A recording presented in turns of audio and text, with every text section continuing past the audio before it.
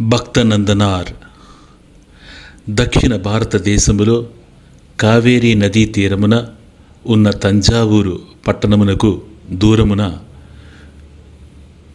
కొతెరూర్ అను నదీ సమీపమునందలి ఆదనూరు అను గ్రామములో నందనార్ జన్మించాడు. తమ పెద్దలందరూ ఊరిలోని అగ్రవర్ణము వారికి సేవ చేయుచూ ఉండేవారు. పొలము పండించుట, పశువులను మేపుట, చనిపోయిన పశువులను పాతిపెట్టుట మొదలగు పనులు చేయుచూ ఉండేవారు. నందనార్ జన్మించిన ఆదనూరు మాలవాడ అపరిశుభ్రతకు మారుపేరు. వాడ చుట్టూ చనిపోయిన జంతువుల ఎముకలు, చర్మాలు, మాంసము నిండియుండి దుర్గంధమునకు వెదజల్లుచూ ఉండేది. నిరంతరము కుక్కలు మొరుగుతూనే ఉండేవి. కాకులు, గ్రద్దలు సదా ఆ వాడ చుట్టూ పరిభ్రమిస్తూ ఉండేవి. అప్పుడప్పుడు నక్కలు కూడా వచ్చి పర్యవేక్షించి వెళుతూ ఉండేవి. పక్షులు, కుక్కలు తిని పారవేసిన మాంసపు తునకలు, ఎముకలు ప్రతి ఇంటికి ముందో వెనుకనో పడి ఉండి దుర్గంధమును వెదజల్లుచూ ఉండేవి. శివ శివ, ఇట్టి అపరిశుభ్ర అపవిత్ర వాతావరణములో నందనార్ జీవించి మనుగడను సాగించవలసి వచ్చింది. బాల్యమునందే నందనారుకు శివభక్తి ఏర్పడినది. బ్రహ్మ ముహూర్తములో నిద్రలేచి నదికి వెళ్ళి స్నానము ఆచరించడివాడు. విభూతి ధారణ చేసి దూరముగా దర్శనమిచ్చుచున్న శివాలయ గాలి గోపురమును గాంచి పరవశుడై శివ శివ శంభో మహాదేవ అని గానం చేయుచు గంతులేసేవాడు. ప్రతిరోజు ఉదయమున తన పూజా కార్యక్రమమును ముగించనిదే ఎచ్చటికి ఏతెంచడివాడు కాడు. ఏ పనిని ఆచరించడివాడు కాడు. గంగ ముట్టడివాడు కాడు. తోటి బాలులను తోడు తీసుకుని నదీ తీరమున ఆసీనుడై వారికి భక్తిని బోధించడివాడు. వారిచే సంకీర్తన చేయించడివాడు. తాను పొలములో పనిచేయునప్పుడు కానీ లేదా పశువులను మేపునప్పుడు కానీ తనకు కొంతకాలము విశ్రాంతి లభించినచో వెంటనే మట్టితో శివలింగమును చేసేడివాడు. పుష్పములను తీసుకుని వచ్చి పూజించేడివాడు. శివ, నన్ను నీ పాద సన్నిధికి శాశ్వతంగా తీసుకోవా అని విలపించేడివాడు. భగవాన్ మహేశ్వర, ఏది నీ రుద్రరూపము నాకు చూపుము. నీవు రుద్రుడవై సదా శ్మశాన వాటికలు తిరుగుచూ ఉందువు. బూడిదను దేహముపై ధరించి ఎముకల మాలను మెడలో వేసుకుని కపాలమును ధరించి భిక్షకు ఏతించెదవు. నీ దృష్టిలో జనన మరణములు రెండూ సమానమే. శిథిలమైన శరీరాలకు విముక్తిని ప్రసాదించి జీవులకు నూతన శరీరములను అందించువాడవు నీవు. నీ నివాస స్థానమైన కాశీక్షేత్రము జీవులకు మోక్షద్వారమై ఉన్నది. హే నీలకంఠ, గంగాధర, నీకు దూరమై నేను జీవించలేను. నన్ను శాశ్వతముగా నీ పాద సన్నిధికి చేర్చుకో అని అహర్నిశలు రోధించేవాడు. నందనార్ ప్రవర్తించు తీరు తమ వాడలోని పెద్దలకు నచ్చలేదు. అగ్రవర్ణము వారి వలె బ్రహ్మ ముహూర్తమున నదిలో స్నానము ఆచరించి విభూదిని ధరించి సదా శివనామస్మరణముతో కాలము వెళ్ళుబుచ్చుట వారికి కష్టమును కలిగించినది. నందనార్ ప్రవర్తన ఉత్తమ జాతి వారికి బాధ కలిగించునేమోయని వ్యధ చెందసాగిరి. జపతపాదులు ఆపివేయమని ఎన్నో విధాల చెప్పి చూచిరి. నందనార్లో మార్పు రాలేదు. బెదిరించి చూశారు, అయినా లాభము కనిపించలేదు. బాధించి చూశారు, నందనారు చలించలేదు. అయ్యా, జపకీర్తనలు ఆపమని మీరెందుకు నన్ను బలవంతము చేయుచున్నారో నాకు అర్థం కావడం లేదు. భగవానుడు మనకు జన్మను ప్రసాదించాడు. భగవత్ ప్రసాదితమగు జన్మను పవిత్రంగా తీర్చిదిద్దుకోవాలి. భగవంతుని పొందేందుకు మానవ జన్మ లభించింది. ప్రాపంచిక విషయ సుఖాలలో పడి ప్రశస్తమైన మానవ జన్మను వృధా చేసుకోవడం భావ్యం కాదు. మీరు నా మాటను విశ్వసించండి. సత్యమునే పలకండి. ఎవరిని బాధించకండి. మాంసభక్షణ మానండి. సదా భగవన్నామామృతమును పానం చేసి తరించండి. భక్తికి కులమత భేదాలు లేవు. మనము అంత్యకులజులమని భక్తి చేయుటకు అనర్హులమని మీరు భావించకండి. వేదాధ్యయనము ద్వారా తత్వమును గ్రహించి అగ్ర వర్ణముల వారు తరింతురు. మనము త్రికరణ శుద్ధిగా జీవిస్తూ భక్తి చేసి తరించెదము అని అశ్రుపూరిత నయనాలతో నందనార్ వాడలోని పెద్దలకు తెలియజేసేటివాడు. నందనార్ పలుకులు మాలవాడలోని ప్రజలకు కర్ణ కఠోరముగా ఉండేవి. నందనార్ వలన వాడాకు ముప్పు వాటిల్లే ప్రమాదం ఉందని భీతి చెందేవారు. తమను అనుసరిస్తున్నట్లు అగ్ర వర్ణము వారు భావించినచో తద్వారా కలుగు అపాయము ఊహించరానిదని భయభ్రాంతులకు లోనయ్యేవారు. తమ వాడలోని ప్రజలందరూ అగ్ర కులజుల చెంత ఊడిగము చేయుచు జీవించుచూ ఉన్నారు. వారి ఆగ్రహమునకు లోనైనచో ఆహారము కూడా లభించదేమో అని బాధపడేవారు. భక్తిని వదిలి అందరి వలె బ్రతుకును కొనసాగించమని అనేక విధాల నందనారుకు నచ్చచెప్పడానికి ప్రయత్నించారు. వారి ప్రయత్నాలన్నీ విఫలమయ్యాయి.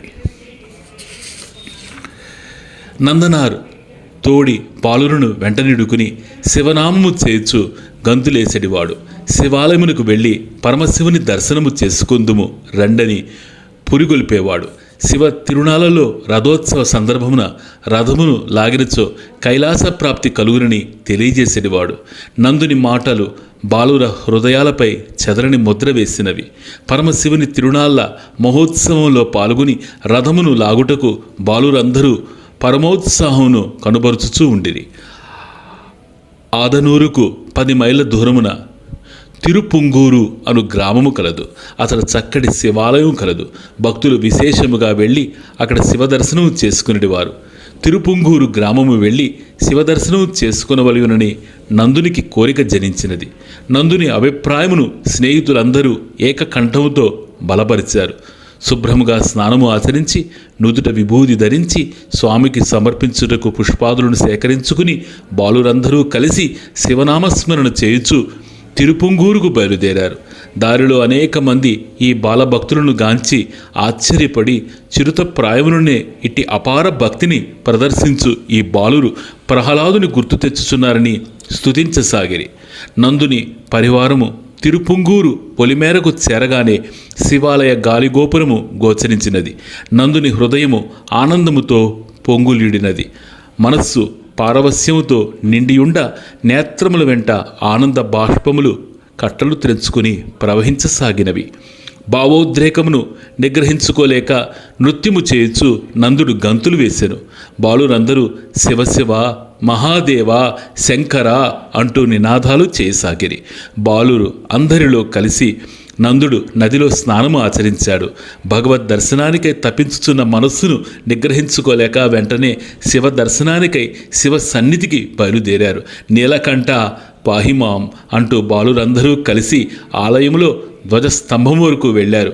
అప్రయత్నంగా అక్కడ ఆగిపోయారు. అంత్యజులైన తమకు ధ్వజస్తంభము వరకే ప్రవేశం ఉన్నది. శివ దర్శనం చేసుకున్నట్టుకు అర్హత లేదు. నందుని హృదయము ముక్కలు కావడానికి సిద్ధంగా ఉంది. నందుని అంతఃకరణ ఆవేదనను ఆపుకోలేక కళ్లకు సరఫరా చేసింది. వర్షధార వలె నేత్రాలు కన్నీటిని వర్షింప చేస్తూ ఉన్నాయి. హే పతిత పావన ఫాలలోచన పరమేశ్వర, నీ దర్శన భాగ్యమును పొందవలెనని ఉత్సాహంతో నీ పవిత్ర సన్నిధికి చేరాము. నీ దివ్య దర్శనము లేకుండా మేము వెనుదిరిగి వెళ్ళగలమా ప్రభు?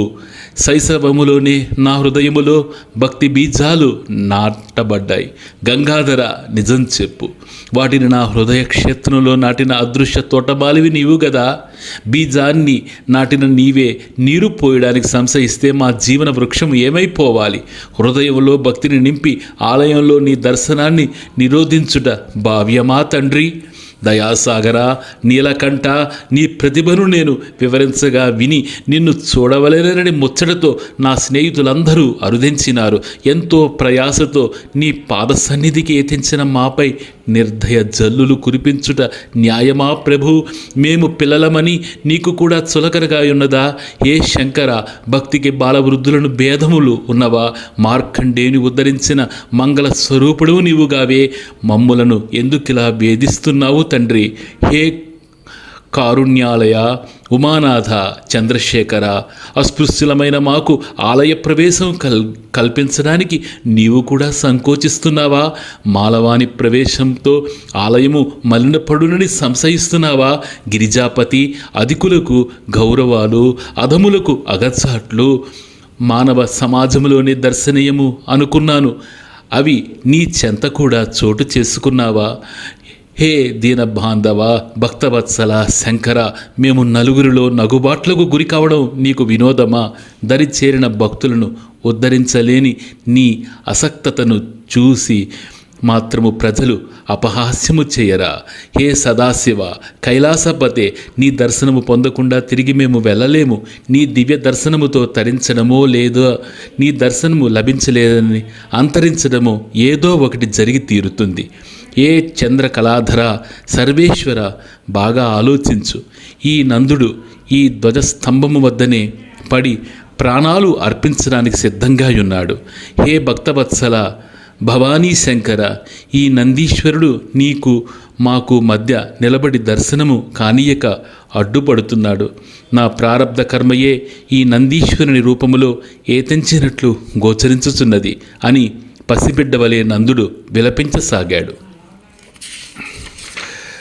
నందుని ఆర్తి నాగభూషణుని కదిలించింది. వెంటనే పరమేశ్వరుడు, నందీశ్వర, ధ్వజస్తంభం వద్ద నందనారను నా భక్తుడున్నాడు. అతనికి దర్శనము ప్రాప్తించనిచో ప్రాణత్యాగమునకి నువ్వు వెనుకాడడు. కనుక నీవు ప్రక్కకు తొలగి నందునికి నన్ను దర్శించు భాగ్యమును కలిగించుము అని తెలియజేశాను. వెంటనే నందీశ్వరుడు ప్రక్కకు తొలిగెను. ఆనాడు నందుని కొరకు ప్రక్కకు తొలగిన నందీశ్వరుడు అలాగే ఈనాటికి ప్రక్కకు తొలగి ఉండుట గమనించదగిన విషయము. నందీశ్వరుడు ప్రక్కకు తొలగగానే నందునకు పరమేశ్వర దర్శన భాగ్యము లభించెను. తోడి బాలులతో కలిసి నందుడు పారవస్యముతో గంతులు వేయుచు శివనామస్మరణ చేయసాగెను. చంద్రమౌళి నందుని బ్రోచిన విధమును గని భక్తులు అమితానంద భరితులైరి. నందనార్ మహాభక్తుడని ప్రశంసించిరి. పరమశివుని సేవించిన నందుడు బయలుదేరి దేవాలయం వెలుపలికి రాగానే ఆలయమునకు ఎదురుగా ఒక చిన్న గుంట కనిపించెను. పవిత్రమైన నందుని మనస్సులో ఒక సత్సంకల్పము ఉదయించెను. ఈ చిన్న గుంటను తటాకముగా మార్చినచో అది బహుప్రయోజనకారిగా ఉండునని భావించాడు. స్వామిని దర్శించుటకు ఆలయమునకు ఏతించు భక్తులు స్నానము ఆచరించుటకు, పశుపక్షాదులు దప్పిక తీర్చుకున్నట్టుకు ఎంతో ఉపయోగకరముగా ఉండునని స్ఫురించినది. అంతే, తోడి బాలులను వెంటనిడుకుని ఆ గుంటను త్రవడానికి నందుడు ప్రయత్నించసాగాడు. పూప వయస్సులోని పిల్లలు ఎక్కడ తటాకమును త్రవటమేమిటి? ఇంతటి వజ్ర సంకల్పమును నందునకు ఏల స్ఫురించినది. తన ప్రయత్నము ఫలించే అవకాశం ఉన్నదా ఏమో? సమస్యను తయారు చేసిన వాడే పరిష్కారమును కూడా అందించునని నందుని విశ్వాసంతో జీవించు భక్తుల జీవితాలలో దుర్లభము అను పదమే ఉండదు. నందుడు గుణపముతో గుంటను త్రవ్వుతున్నాడు. బాలురు కూడా గుంటను త్రవ్వి మట్టిని దూరంగా తీసుకుని వెళ్ళి పోయుచూ ఉన్నారు. ఇలా చేస్తే తటాకము ఎన్ని సంవత్సరాలకు తయారవుతుంది? చూస్తూ ఉండగానే కొన్ని వందల మంది కూలీలు అక్కడ హాజరై నందుని పనిలో చేయి కలిపారు. సర్వాంగ సుందరమైన తటాకమును తయారు చేశారు. తటాకము పూర్తయింది. నందుని మనస్సు ఆనందముతో నిండిపోయింది. పిలువకనే వచ్చి ఏమీ ఆశించకుండా ఇంతటి మహోన్నత కార్యాన్ని సఫలీకృతం చేసిన వందలాది కూలీలకు తన కృతజ్ఞతను అందజేయాలని బయలుదేరాడు. ఇంకెక్కడి పనివారులు, పనికొర ఏతించిన కూలీలు పని పూర్తి కాగానే ఎందుకుంటారు? నందునికి పరిస్థితి ఎరుకపడింది. భక్తుని కోరికను సఫలం చేయుటకు శివ ప్రేరణతో కైలాసం నుండి కదిలి వచ్చిన శివ సేవయే ఈ కూలీలని నందుడు గ్రహించాడు. భగవంతుని ఆశ్రిత జనరక్షణమునకు పులకాంకితుడై కన్నీరుగార్చాడు. నందుడు త్రవ్విన తటాకమును చూసి గ్రామస్తులందరూ ఎంతగానో సంతోషించారు. నందుని ప్రశంసించారు. భక్తాగ్రగణ్యుడని కొనియాడారు. నందనార్ తోడి బాలులతో కలిసి మరొకసారి నీలకంఠుని దర్శించి ఆదనూరు బయలుదేరాడు. నందుడు యథాప్రకారముగా బ్రహ్మముహూర్తములో స్నాన జప ధ్యానాదులు ఆచరిస్తూ తోడి బాలులతో కలిసి సంకీర్తన సాగించుచూ ఆనందముగా జీవించుచూ ఉండెను. ఒకసారి తమ గ్రామమునకు కొద్ది దూరములో వేదీశ్వరాలయములో జరుగు తిరునాళ్లను వీక్షించవలేనని నందుడు భావించి తన మిత్ర బృందమునకు తెలియజేశాను. వారందరూ తమ యజమానుల వద్దకెళ్ళి అనుమతి ఎంచవలసిందని ప్రార్థించగా ఒక్కరోజు మాత్రమే అనుమతి లభించింది. అదే ప్రసాదముగా భావించి నందుడు మిత్ర బృందముతో కలిసి వేదీశ్వర స్వామి దర్శనానికై బయలుదేరాడు.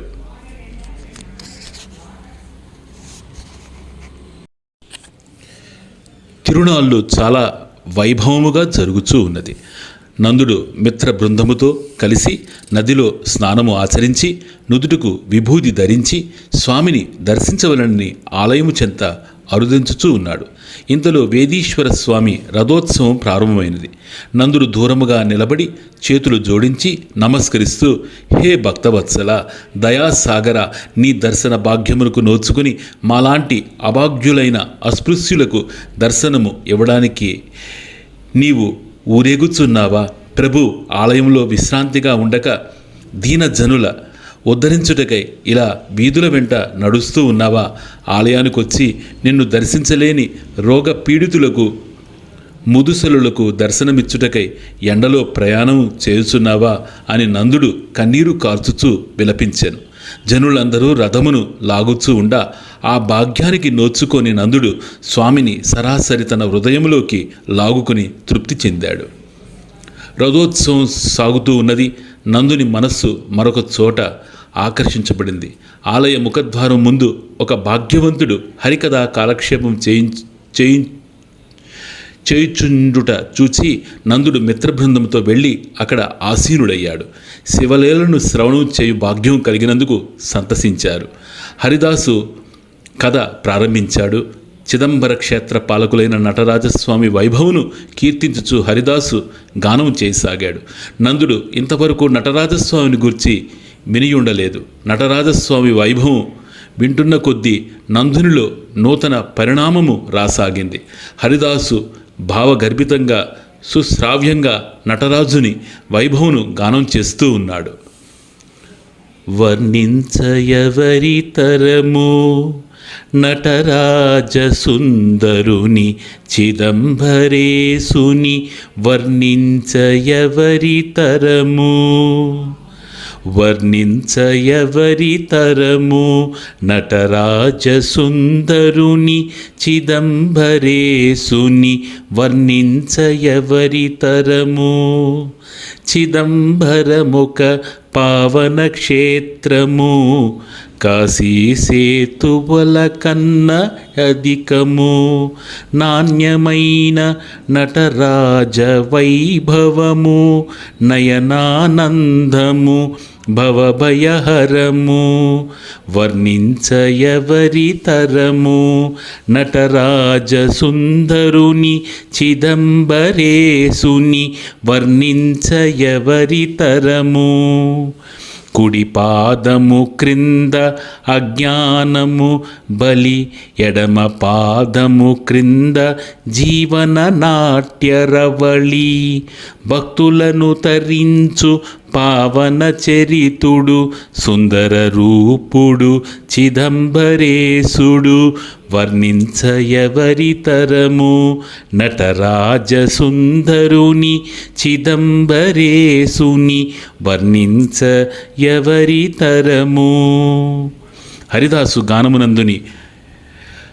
గానము నందుని హృదయంపై గాయాన్ని సృష్టించింది. ఎలాగైనా నటరాజస్వామిని దర్శించవలయునని నందునిలో కుతూహలము జనించింది. చిదంబరమునకు బయలుదేరుదమని మిత్రబృందాన్ని కోరాడు. వారందులకు అంగీకరించలేదు.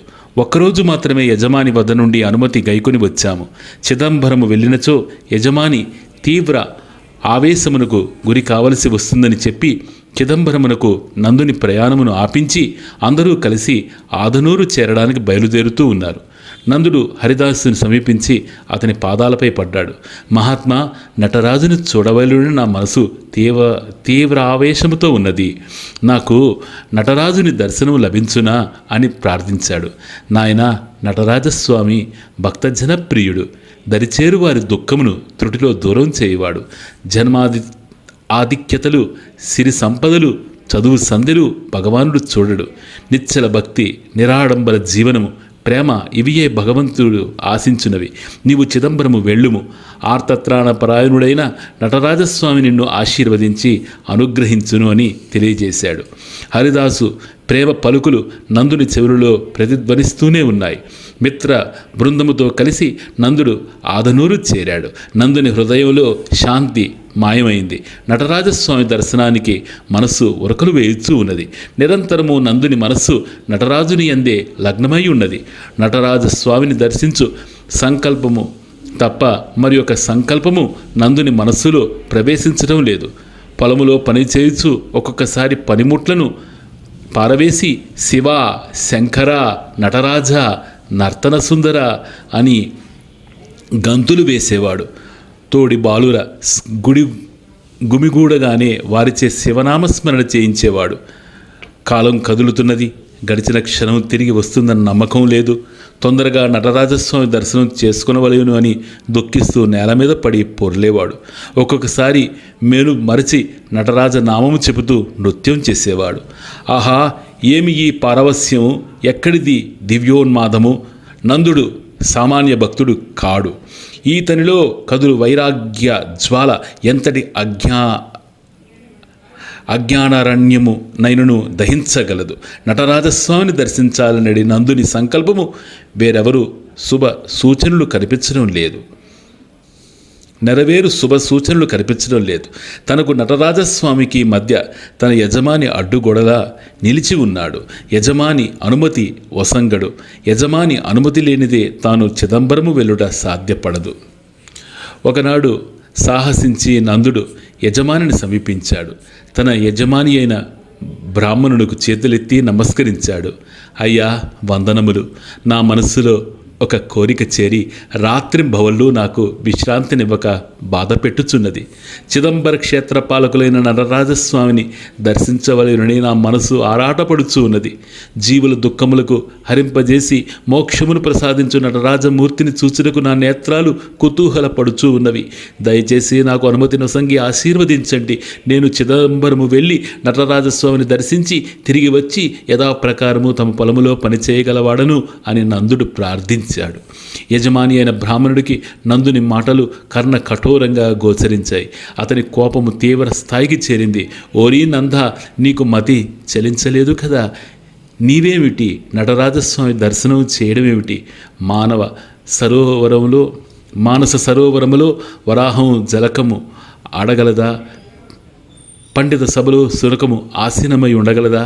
మహాయోగులకు ధ్యాన వేషమును కల్పించు నటరాజస్వామి సుందర రూపాన్ని దర్శించే హక్కు నీచ కులమునందు జన్మించిన నీకు ఎక్కడిది?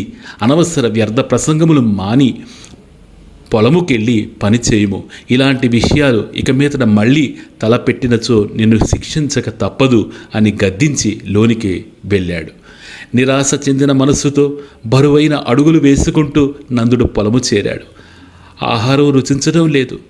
కంటిపై రెప్ప వాలడం లేదు. సదా నటరాజ నామస్మరణతో హృదయం నిండిపోయింది. గాలికి కదులుతున్న చెట్టు కొమ్మలను చూసి నటరాజుని నాట్య విన్యాసంగా భావించి నందుడు విలపిస్తున్నాడు. ఆకాశాన్న ధ్వనించిన మేఘ గర్జనము విని నటరాజుని డమరుగ శబ్దమని నిశ్చేష్టుడవుతున్నాడు. నింగిని తొంగి మెరుపులను నటరాజ సుందరుని దేహకాంతిగా భావించి ముగ్ధుడగుచున్నాడు. కుండపోతగా వర్షం కురియుచూ ఉండగా అది నటరాజస్వామి తనపై కురిపిస్తున్న దయామృతమని భావించి గంతులేస్తూ ఉన్నాడు. రాత్రంతయు పొలములో వర్షానికి తడిసి ఉదయాన్నే ఇల్లు చేరుకున్నాడు.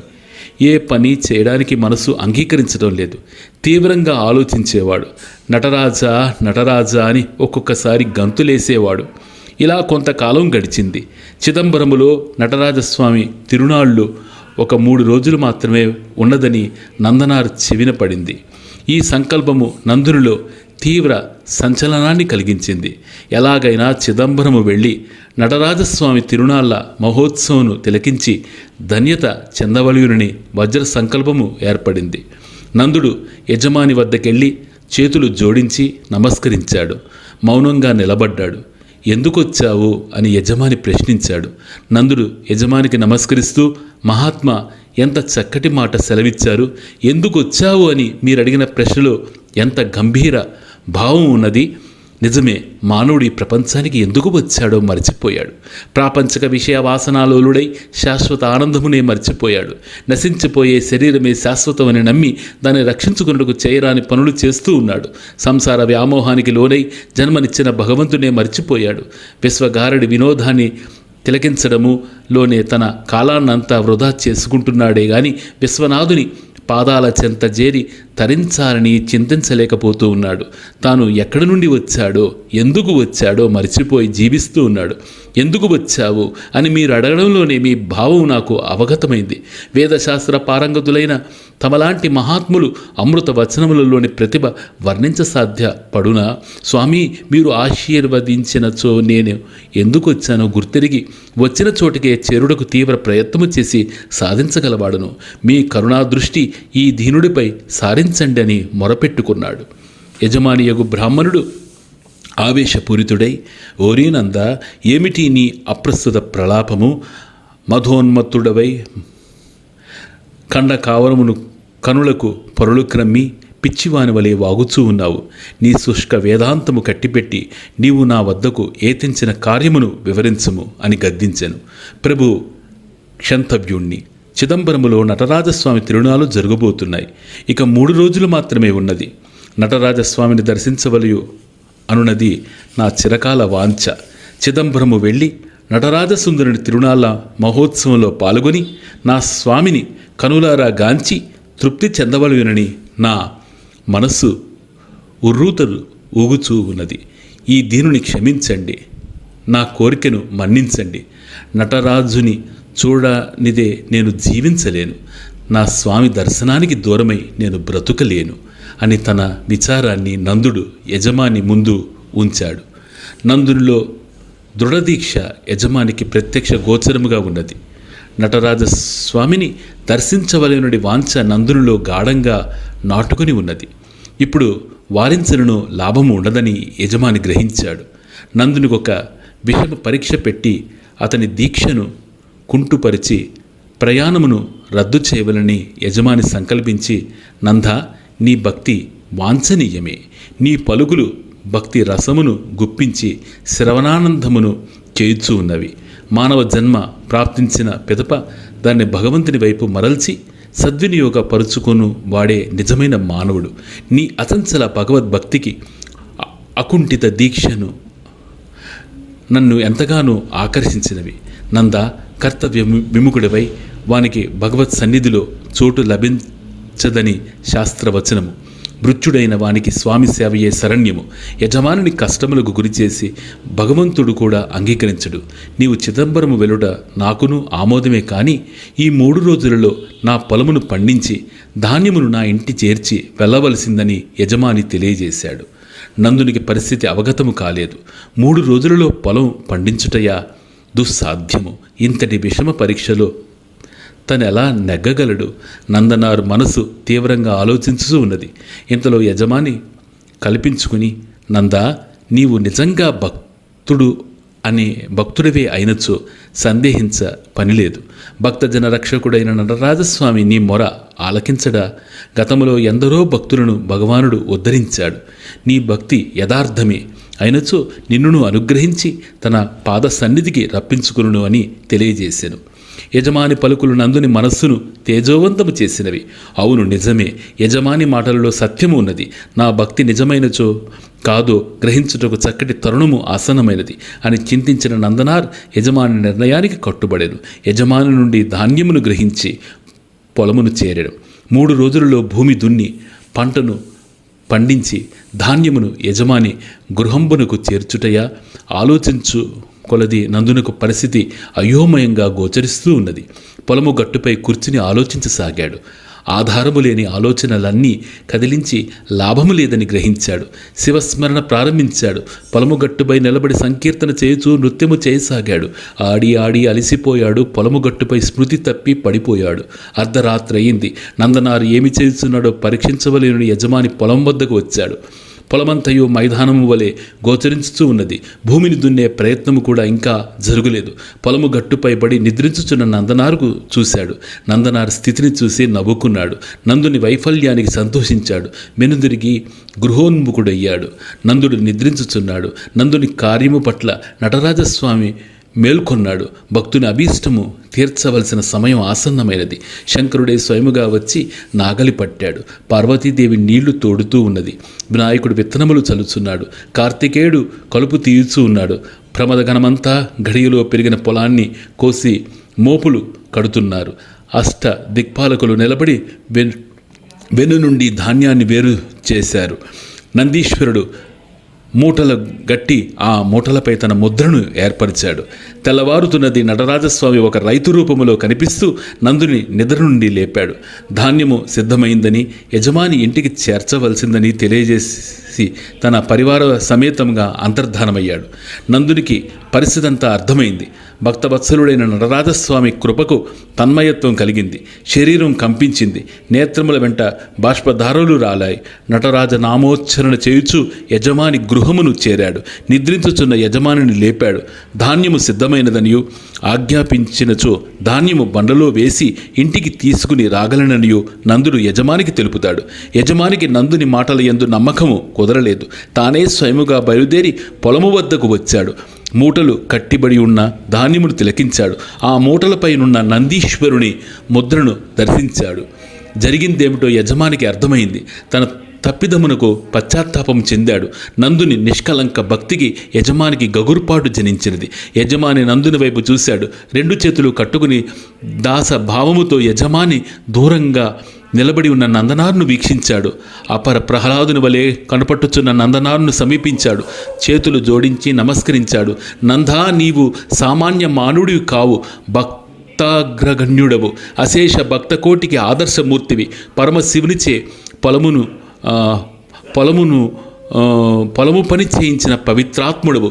నీ చరిత్ర పావనము. నందా, మాయా ప్రభావం అనిర్వచనీయము. నీలాంటి పరమ భక్త శేఖరుని అనేక విధాల శంకించాను, బాధించాను, అగచాట్లకు గురి చేశాను. నందా, నా పాపమునకు నిష్కృతి లేదు, నన్ను క్షమించు అంటూ నందుని పాదాలపై పడడానికి ముందుకు ఉరికాడు. వినయ సంపన్నుడైన నందనుడు వెనుకకు వెళ్ళి యజమానిని వారిస్తూ తన వివేక జల్లులు అతనిపై కురిపించాడు. మహాత్మా, తమరు అగ్ర వర్ణమునకు చెందినవారు. నేను అంత్యజుడను. మీరు నాకు నమస్కరించుట భావ్యం కాదు. మీ సేవలో జీవితాన్ని గడపవలసిన వాడను. మీ నీడ పంచన జీవన యాత్రను సాగించవలసిన వాడను. నేను మీ భృత్యుడను అని వినమ్రుడై ప్రార్థించాడు. నందా, ఆదిత్యుని రాకచే అంధకారం అదృశ్యమగులాగున నీ దివ్య పారవస్య భక్తి తన్మయత్వ వీక్షించిన నాలో అజ్ఞానము అదృశ్యమైనది. నందా, కులభేదాలు మానవుని దృష్టిలోనే గాని భగవంతుని అనంత కరుణా తేజములో సమస్తము పావనమే. భగవంతుని కృపకు పాత్రుడమైన వాడే బ్రాహ్మణుడు. ఆత్మతత్వమును అవలోకించిన వాడే అగ్రకులజుడు. జన్మయందలి ఆధిక్యతను ఏకరువు పెడుతూ కర్మభ్రష్టుడగువాడు బ్రాహ్మణుడైనను అస్పృశ్యుడే. నందా, ఇంతవరకు చండాల జీవితమును గడిపిన నేను ఈనాడు నీ దివ్య కృపచే బ్రాహ్మణుడుగా జన్మిస్తున్నాను. నందా, ఇక మీదట బ్రాహ్మణుడుగా జీవించడానికి ప్రయత్నిస్తాను. భగవద్భక్తుల యందు కులము ఎన్నువాడు రాక్షసుడు. భక్తులను బాధించుట కన్నా మించిన పాపము లేదు. నందుడా, ఇక నీవు నాకు మృత్యుడవు కావు. నేను స్వామిని గాను. మనందరికీ స్వామి నటరాజ సుందరుడే. మనమందరం ఆయన భృత్యులము. నందా, నీవు చిదంబరమునకు ఏగుము. నటరాజస్వామి తిరునాళ్ళలో పాల్గొనుము. స్వామిని దర్శించి ధన్యత చెందుము. నీ రాక కొరకు ఎదురు చూచుచూ ఉందును.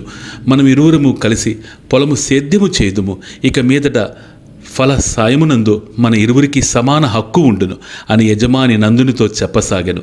నటరాజస్వామి దివ్య కృపకు పాత్రుడైన నందునిలో ఒక వినూతన పరిణామము కదులుతూ ఉన్నది. యజమాని మాటలు తన చెవిలో ప్రవేశించలేకపోయాయి. ప్రశాంత వదనముతో మనస్సు నిండా నటరాజుని నింపుకుని నేత్రాలలో పరమేశ్వరుని రూపమును ప్రతిష్ఠించుకుని శివస్మరణ చేయుచు నిర్మలంగా చిదంబరము కేసి నందుడు నడక సాగించాడు. నందనార చిదంబరము చేరాడు. నదిలో స్నానము ఆచరించాడు. చిదంబర నటరాజస్వామి ఆలయ శిఖర దర్శనముతో నందుని హృదయం పరవశించిపోయింది. తన కలలన్నీ ఫలించాయి. ఏ శుభ ఘడియ కొరకు తాను ఇంతకాలము నిరీక్షించాడో అట్టి అమృత ఘడియ ముందు నిలిచి ఉన్నది. నేత్రాలు అశ్రుపూరితమయ్యాయి. జయ జయ నటరాజ గంగాధర శంభో అంటూ ఆలయ ముఖద్వారం వైపు నడిచాడు. తన హృదయేశుడైన నటరాజస్వామి చేరవలనని ఉత్సాహంతో ఆలయంలో ప్రవేశించబోయాడు. ఆలయ పర్యవేక్షణాధికారి నందనార్ను గోపుర ద్వారము ముందు అప్రయత్నంగా ఆపాడు. నందనారుని గురించి వివరాలు అడిగాడు. తన వర్ణ విశేషములు, వృత్తి వ్యవహారములు అన్నీ పూసగుర్చినట్లు ఉన్నదున్నట్లుగా నందుడు వివరించాడు. మాలవాడైన నందునకు ఆలయ ప్రవేశం లేదని అధికారి తెలియజేశాడు. నందుడు ఎంతగానో ప్రాధేయపడ్డాడు. కానీ ప్రయోజనం లేకపోయింది. కులతత్వాలతో కరుడుగట్టిన పాషాణ హృదయాలు నందుని హృదయ సౌందర్యమును గాంచలేకపోయాయి. నందుని హృదయములో నిరాశ గాలులు తోలుచున్నాయి. మనస్సు ఆవేదనతో కుంచుకుపోసాగింది. నటరాజును చూడలేని తన బ్రతుకు నిరర్ధకమని స్ఫురిస్తూ ఉన్నది. నటరాజా, నీ ఆలయంలో భక్తి లయ తప్పి నాట్యం చేస్తున్నదా? తండ్రి, సర్వము వదిలిపెట్టి నీ సన్నిధికి ఎరుదించాను. రాత్రింబవళ్ళు నిన్ను గూర్చే చింతించాను. నీ నామస్మరణ ఎందే కాలాన్ని గడిపాను. జీవితంలో ఎదురయ్యే భయంకర ఇక్కట్లను లెక్క చేయకుండా నీ శాంతి ధామము చేరడానికి అనవరతము వ్యధ చెందాను. తండ్రి పార్వతీరమణ, ఎందులకు నాకు ఈ శిక్ష విధించావు? నీ దివ్యమంగళ విగ్రహాన్ని దర్శించలేని ఈ నేత్రాలు నాకెందుకు? నీకు దూరమై జీవించుట కన్నా మరణించుటయే మేలు. హే నటన మనోహర, నిన్ను దర్శించుటకు అనర్హమైన ఈ శరీరము నాకు అవసరం లేదు. నేను నీ ఆలయమును వదిలి వెళ్ళను. నీవు కరుణిస్తే నిన్ను దర్శించి తరిస్తాను. లేదా నీ నామస్మరణ చేసుకుంటూ నీ ఆలయం ముందే బ్రతుకును సమర్పించుకుని అంతరిస్తాను అని నందుడు ఆవేశంతో పలికి శివస్మరణ చేస్తూ ఆలయం ముందు కూలబడ్డాడు. గంటలు గడిచాయి, రోజులు దొరలై, వారాలు పూర్తయ్యాయి. నందుడు ఆహారం ముట్టలేదు. శరీరం బలహీనమైంది. అయినా శివస్మరణ మానలేదు. నందుని పరిస్థితి విషమించింది. అగ్రవర్ణముల వారైన దేవాలయాది అధికారులు ఆలోచించారు. నందునికి ఆలయ ప్రవేశం ఇవ్వడం వారికి ఇష్టం లేదు. ప్రవేశం కల్పించనిచో నందుడు అక్కడే ప్రాణాలు పోగొట్టుకునేలా ఉన్నాడు. బాగా ఆలోచించారు. చాకచక్యంతో సమస్యను చర్చించారు. ఎలాగైనా నందునికి ఆలయ ప్రవేశం కల్పించకూడదని తెలివితేటలను ఉపయోగించి నందుని సమస్యను పరిష్కరించడానికి ప్రయత్నించారు. ఆలయం ముందు పడి ఉన్న నందుని సమీపించి, ఓయి నంద, అంత్యకులుజుడువైన నీవు దేవాలయమునందు ప్రవేశించి నటరాజస్వామిని దర్శించుటకు అనర్హుడవు. నటరాజస్వామి రాత్రి మా స్వప్నంలో దర్శనమిచ్చాడు. నిన్ను శుద్ధి చేసి ఆలయంలో ప్రవేశపెట్టమని తెలియజేశాడు.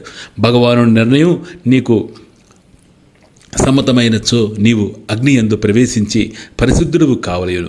ఆ తర్వాత నిన్ను ఆలయంలో ప్రవేశపెట్టుదుము అని అధికారులైన బ్రాహ్మణులు తెలియజేశారు. ఆహా, పైశాచిక పాండిత్యమా! ఎంతటి ప్రజ్ఞ, ఎంతటి ప్రతిభ! వాస్తవ భక్తి తత్వాన్ని హత్య చేసేందుకు ఎన్ని చట్టాలు, ఎన్ని రాద్ధాంతాలు, అబద్ధాలతో, అభియోగాలతో పొట్ట నింపుకునే అధర్మ పరులు అంతకన్నా ఉత్తమ సంకల్పమా ఎలా కలిగి ఉంటారు?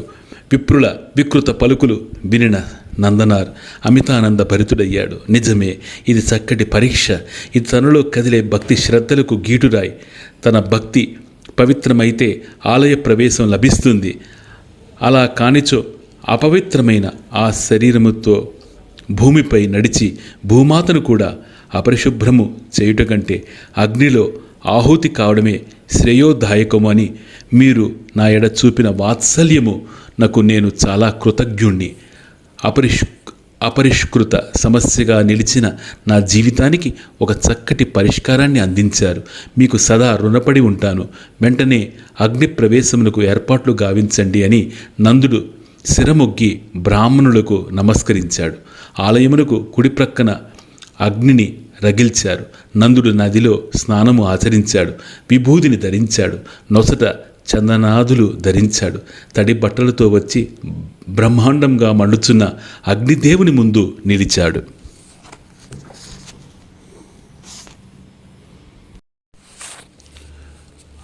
ఆలయ అధికారులైన బ్రాహ్మణులు చుట్టూ నిలబడి ఉన్నారు. భక్త సమూహము ఈ వింత దృశ్యాన్ని వీక్షించడానికి గుమిగూడి ఉన్నారు.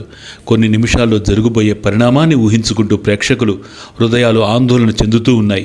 నందునిలో ఆనంద సాగరము పొంగుతున్నది. తన నిరీక్షణకు తుది నిర్ణయం జరుగుతున్నది. తన దుఃఖానికి అంతిమ గడియ సమీపిస్తున్నది. తన ఆవేదన అంతమయ్యే సమయము అతి చేరువలో ఉన్నది. నటరాజ సుందరుని భక్త వాత్సల్యము నందుని మనసులో చలనచిత్రమై కదులుచున్నది. తిరుపుంగూరులో నందీశ్వరుడు అడ్డు తొలగి పరమేశ్వర దర్శనము కల్పించడము, తాను తయారు చేయు సంకల్పించిన తటాకము పరమశివుడు తన పరివారముతో వచ్చి పూర్తి చేయడము, తన యజమాని ఆజ్ఞానుసారం ఒక రాత్రిలో శివకృపచే పొలము పండించి ధాన్యమును అందించడము, ఈ సన్నివేశములన్నీ మనోఫలకముపై కదలాడసాగాయి. పరమశివుని భక్త జన ప్రియత్వమునకు కళ్ళు చెమ్మగిల్లాయి. ప్రశాంత వదనముతో నందుడు నటరాజుని ఆలయ శిఖరాన్ని దర్శించాడు. చేతులు జోడించి నమస్కరించాడు. అక్కడ గుమిగూడి ఉన్న వేలాది భక్తులను నమస్కరించాడు. అగ్నిదేవునికి సాష్టాంగ నమస్కారం చేశాడు. జయ జయ శంభో శంకర, నటరాజ పరమేశ్వరాన్ని స్తుతిస్తూ ఆకాశాన్ని అంటడానికి ప్రయత్నిస్తున్న అగ్ని జ్వాలల మధ్య అడుగుపెట్టి నిలుచుండిపోయాడు. నందుడు అస్తమించాడని విప్రులు సంతోషించారు. అమాయకంగా నందుడు అగ్నికి ఆహుతైపోయాడని జనులంతా విచారించారు. నందనార్లోని అకుంఠిత భక్తి విశ్వాసాలకు భక్తులు కన్నీరు గార్చారు. ఆహా, ఏమి ఆశ్చర్యము! ఆకాశానికి ఎదుగుచున్న అగ్ని శిఖలు గాలికి చెట్టు కొమ్మలు వాలినట్లు నేల కొరుగుచున్నవేమీ. చూస్తూ ఉండగానే అగ్ని అంతయు అదృశ్యమైంది. ఈ అగ్ని శిఖలన్నీ ఒక పూలమాలగా తీరి నందుని మెడను అలంకరించినవి. నందుని సన్మానించుటలో తొలి అవకాశం తనకే లభించవలయునని అగ్నిదేవుడు అభిలషించాడేమో. అగ్ని మాయమైంది. నందుడు నేత్రాలు మూసి రెండు చేతులు జోడించి నమస్కరిస్తూ నిలబడి ఉన్నాడు. ఒక్కసారి ప్రజా వెల్లువ ఉప్పొంగింది. జై జై నటరాజ, జై జై భక్తనందనార్ అను ధ్వనులు మిన్నుముట్టాయి. ఆ ధ్వని తరంగాల అలికిడికి మూతబడి ఉన్న నందుని నేత్రాలు తెరవబడ్డాయి. పరిస్థితినంతా నిమిషంలో నందునికి ఎరుకపడింది. నటరాజస్వామి కృపా విశేషానికి నందుని శరీరం కంపించిపోయింది. నేత్రాల వెంబడి అశ్రుధారలు రాలాయి. గుమిగూడి ఉన్న భక్త సమూహమునకు నందుడు శిరమూడ్చి నమస్కరించాడు. ఆలయ పెద్దలైన బ్రాహ్మణులు ఆహ్వానించుచూ ఉండ నటరాజ సుందరుని దర్శనానికి నందుడు బయలుదేరాడు. నందుడు ఆలయంలో ప్రవేశిస్తున్నాడు. హృదయంలో భక్తి పారవస్యం తొనికిసలాడుతూ ఉన్నది. అధికానందంలో అడుగులు తడబడుతూ ఉన్నవి. నేత్రాలు మూతపడుతూ ఉన్నాయి. తన ప్రక్కనే వేద పండితులు ఉచ్చరించు వేద మంత్రాలు తన చెవిలో ప్రవేశించడం లేదు. తన హృదయ నాథుని దర్శించబోవు దివ్యోన్మాదంలో నందునికి ప్రపంచం ఎరుకే అగోచరమైంది. నందుడు గర్భాలయంలో ప్రవేశించాడు. తన జీవిత గమ్యమైన నటరాజస్వామి యందు నిలబడి నమస్కరించాడు.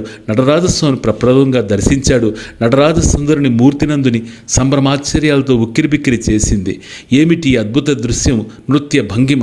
అభినయించుచూ నిలబడి ఉన్న నటరాజ దివ్యమంగళ విగ్రహం నందుని హృదయమును అమాంతంగా ఆకర్షించింది. నటరాజస్వామికి 2 పాదములు, 4 హస్తములు గోచరించుచూ ఉన్నవి. కుడి పాదము మరుగుజ్జువలే కనపట్టుచున్న అంధకాసురుడు అను రాక్షసునిపై ఉంచబడి ఉన్నది.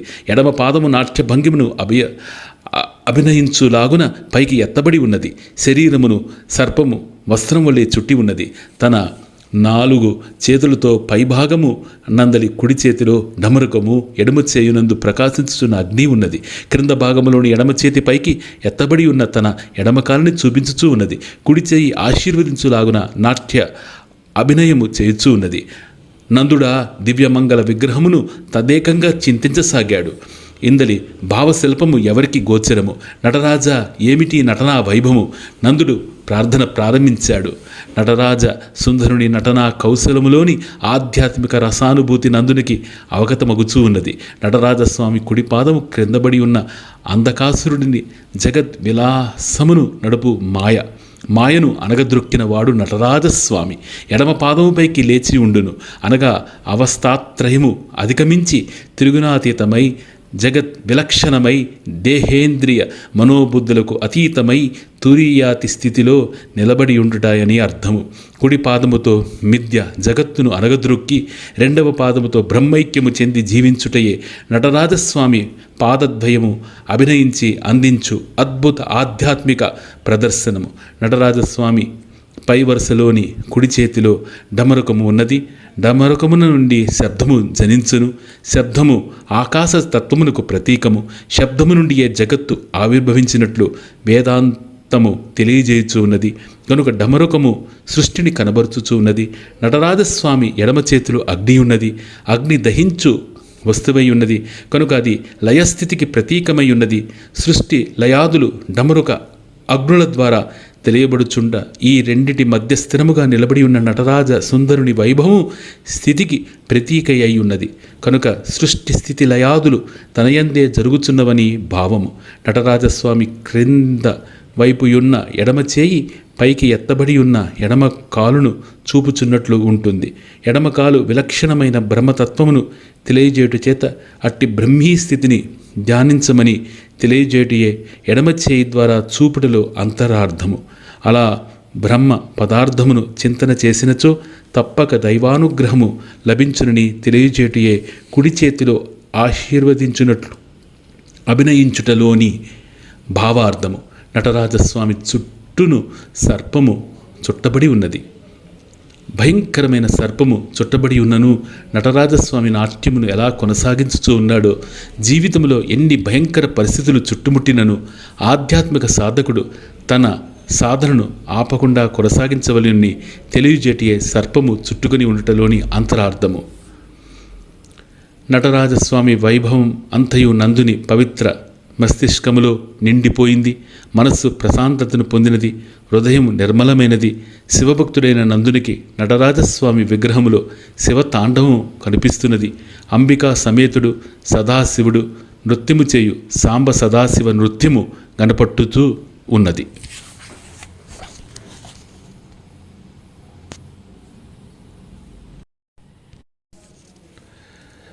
సంధ్యాఘర్మదినాత్యయో హరికరాఘాత ప్రభూతాననా ద్వానో నారిదగర్జితం దినిషదాం దృష్టచ్చముచంచలా భక్తానాం పరితోష బాష్పవితతి వృష్టిర్మయూరీ శివా యస్మిన్ ఉజ్వలతాండవం విజయతేతం నీలకంఠం భజే. సంధ్యా సమయము తొలకరి కాగా విష్ణుదేవుని ఆనక వాద్యము ఉరుము కాగా ఆకాశమును చేరియున్న దేవతల యొక్క చూపులు మెరుపు కాగా భక్తులు చిందించు ఆనంద బాష్పములు వర్షము కాగా పార్వతీదేవి ఆడనెమ్మలి వలె సదాశివుడు మగనెమ్మలి వలె నాట్యము చేయుచున్న ఉజ్వలమైన అట్టి మయూరీ మయూర రూపులై కనుపట్టుచూ తాండవ నృత్యము చేయుచున్న సాంబ సదా శివునినే సేవింతును అని ఆదిశంకరులు శివానందల హరిలో తెలియజేసి ఉన్నారు. ఆదిశంకరులు దర్శించిన అనుభూతియే నందనారుకు కలిగినది. శరీరము పట్టు తప్పుచున్నది. గుడి తలుపులు గంటలు పూజారులు సమస్తము నందునకు నటరాజస్వామి వలె కనపట్టుచూ ఉన్నారు. మనో సంకల్పాలన్నీ ఆగిపోయాయి. నందుడు మెల్లగా ముందుకు కదులుతున్నాడు. ఆ కదలికలో కూడా తన ప్రయత్నం ఉన్నట్లు గోచరించడం లేదు. కంటిపై రెప్ప వాలడం లేదు. నటరాజస్వామి విగ్రహాన్ని సమీపించి మోకాళ్లపై ఆసీనుడై తన శిరమును నటరాజస్వామి పవిత్ర పాదాలపై ఉంచాడు. జై జై నటరాజ సుందర, జయహో భగవాన్ నటరాజ, జయహో భక్తనందనార్. ఆకాశము పిక్కటిల్లేలా భక్త సమూహము జై జయ నాదాలు చేశారు. భక్త నందనార్ పాదాలను తమ కన్నీటితో అభిషేకం చేయడానికి భక్తులంతా గుడి ముందు గుమిగూడి ఉన్నారు. నటరాజ సుందరుని పవిత్ర పాదాల చెంత తన బ్రతుకును నీరాజనంగా సమర్పించుకుని ధన్యత చెందిన నందుని ఇక సేవించగలిగే వారెవరున్నారు? నందన ప్రాణం అనంత వాయువుల్లో లీనమైపోయింది. నందుడు నటరాజస్వామిలో ఐక్యమయ్యాడు. కాదు నందుడే నటరాజ సుందరుడిగా మిగిలిపోయాడు. నందుని భౌతిక కాయాన్ని సమాధి చేశారు. భగవత్కృపకు గ్రంథాలను చిలుకువలే వల్లించ అవసరం లేదని, విష్కల్మష చిత్తము నిరాడంబర జీవనము నిశ్చల భక్తియే ముఖ్యమని నందనార్ తన జీవితము ద్వారా ఆదర్శ పాఠమును అందించాడు. భక్త నందనార్ చరిత్రము పరమ పావనము. ఆ మహాత్ముని అడుగుజాడల్లో చరించు భక్తులకు మోక్షము కరతలామలకము. ఓం శ్రీ భక్త వరదాయ నమః. ఓం శ్రీ భక్త వరదాయ నమః. ఓం శ్రీ భక్త వరదాయ నమః.